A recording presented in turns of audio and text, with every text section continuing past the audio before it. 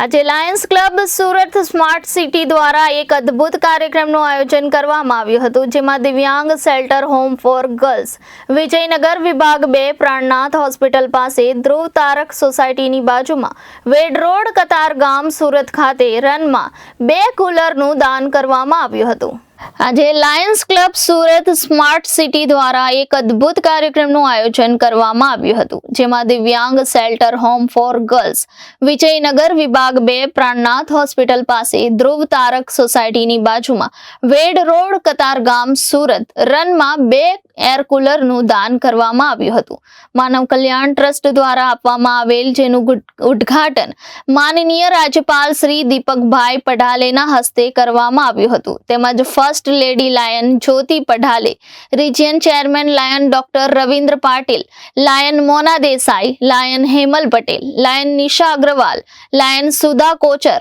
Lion Bhavin Patel, lion Lata Abhani, lion Rajkumar Abhani, lion Ajay Kochar, ક્લબના તમામ મહાનુભાવો ઉપસ્થિત રહ્યા હતા। વિવેક સિંહ, જનાદેશ ન્યૂઝ, સુરત।